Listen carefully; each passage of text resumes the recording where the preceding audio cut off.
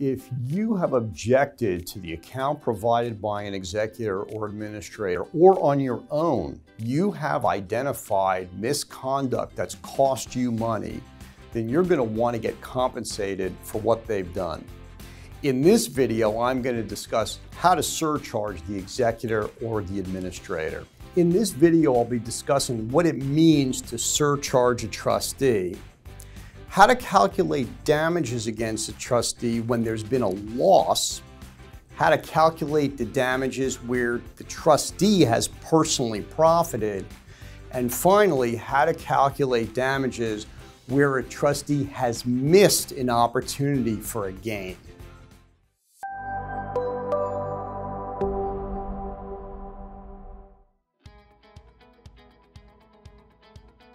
A surcharge is just probate court lingo that means you're getting an order for damages against the administrator or the executor for the harm they've caused you through their misconduct. The amount of the surcharge can be measured in one of three ways. The first way is by the loss or depreciation in value of the estate caused by the executor or the administrator's breach of their fiduciary duties. Now, it's important to remember that in probate, the executor or the administrator has very limited investment options. Because they have limited investment options, one common way to get a surcharge is by showing that they invested the money in some improper way. Another way is because they failed to preserve trust assets. For example, if a house owned by the estate burns down and there was no insurance on the house, obviously they've breached their fiduciary duty.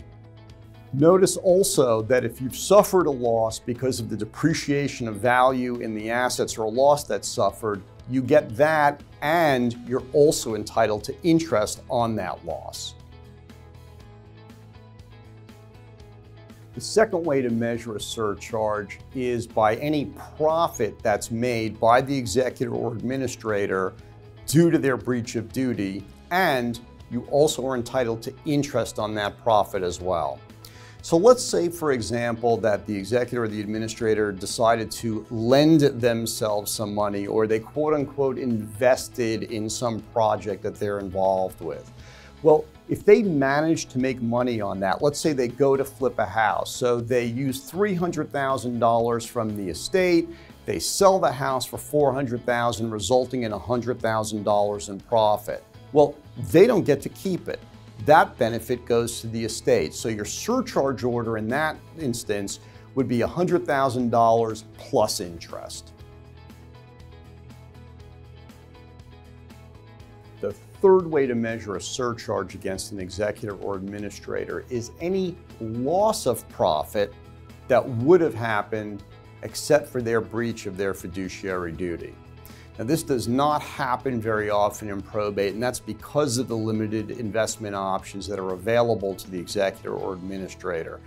Most often you'll see this in a probate context because the executor or the administrator kept way more cash than they needed to in a non-interest bearing account. If the reason you're seeking a surcharge against the executor or the administrator is because they actually took property from the probate estate, then you're not limited to just a surcharge order. You may be able to get double damages against them as well. And in the next video, I'm going to discuss double damages in probate litigation. If you found this video helpful, then please hit the subscribe bell, leave us a comment. We'll be glad to respond if you do, and give us a thumbs up.